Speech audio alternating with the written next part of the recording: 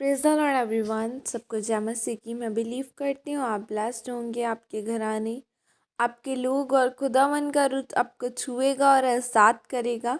और ये वचन आप लोगों की ज़िंदगियों में बोया जाएगा और शैतान की कोई भी योजना इस वचन को चुराने ना पाएगी। आओ मैं उस सामर्थ से भरे और उस पवित्र वचन को मैं आप सभी लोगों के लिए पढ़ती हूँ, जो वचन हमें परमेश्वर के दास अपोस्टल अंकुर यूसुफ निरूला जी द्वारा और परमेश्वर की दासी पास्टर सोनिया यूसुफ निरूला जी द्वारा दिया जाता है। आओ मैं उस सामर्थ से भरे और उस पवित्र वचन को मैं आप सभी लोगों के लिए पढ़ती हूँ। आप पवित्र आत्मा का मंदिर है, जैसे कि पवित्र बाइबल 1 कुरिन्थियों 6:19 आयत में लिखा है। क्या तुम नहीं जानते कि तुम्हारी देह पवित्र आत्मा का मंदिर है, जो तुम्हें बसा हुआ है और तुम्हें परमेश्वर की ओर से मिला है, और तुम अपने नहीं हो। आमीन।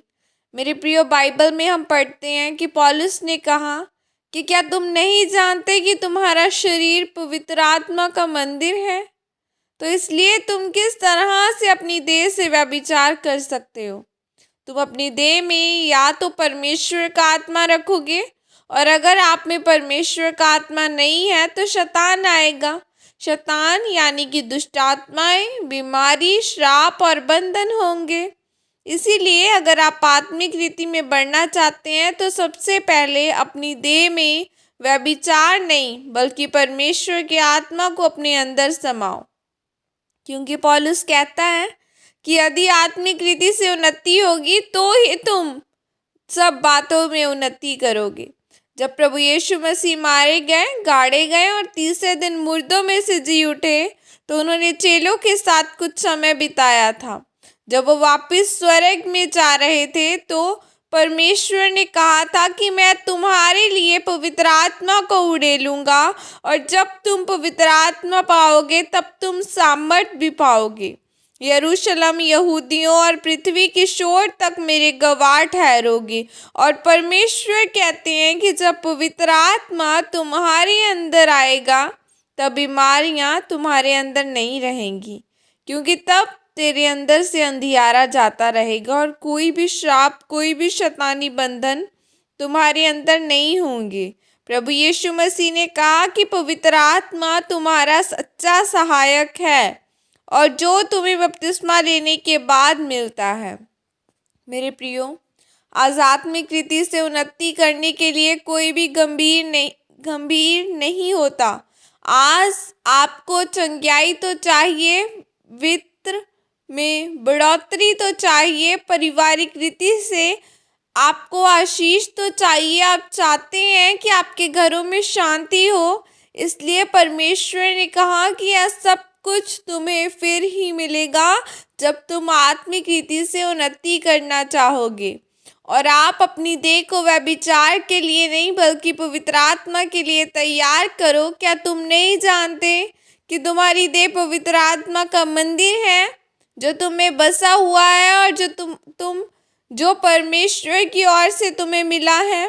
और अगर तुम्हें पवित्र आत्मा रहता है तब तुम अनाथ नहीं हो, क्योंकि ऐसी बहुत सी बातें हमारे जीवन में होती हैं जिनका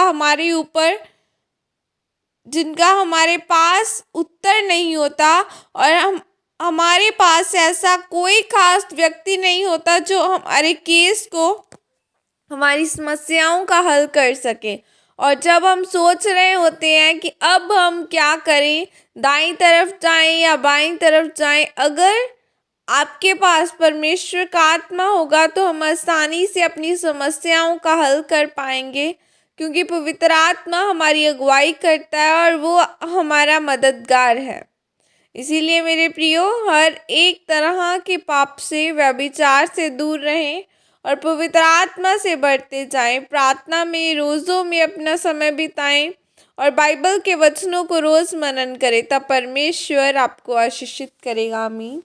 और यह प्रार्थना आपके द्वारा की जाए। सर्वशक्तिमान परमेश्वर, इस वचन के लिए पिता, मैं आपका धन्यवाद करती हूँ। और परमेश्वर, मैं यह प्रार्थना करती हूँ कि आप मुझे अपने पवित्र आत्मा से भरें। मैं हर एक पाप से दूर रहकर आपके कामों को करने के लिए बढ़ती जाऊँ। प्रभु यीशु मसीह के सामर्थ्य नाम में मांगती हूँ, आमीन आमीन। हालेलुया। खुदावन करूँ आपको छुए, आपको बढ़ाए, पवित्र आत्मा आपको छूकर आज़ाद करे, क्योंकि बाइबल कहती है कि जिसके पास पवित्र आत्मा है वो ब्लेसिंग को लेगा, वो अपनी उन्नति को लेगा। हालेलुया। बाइबल में लिखा है कि मैं तुम्हें कभी अनाथ और अकेला ना छोड़ूंगा, मैं तुम्हें एक सहायक दूंगा। सो वो सहायक पवित्र आत्मा है। तो अपनी लाइफ में खुदावन की स्पिरिट को, पवित्र आत्मा को इनवाइट करें ताकि वो आपको गाइड कर सके। जब आपको गाइड करने वाला कोई ना हो तो वो आपको गाइड कर सके।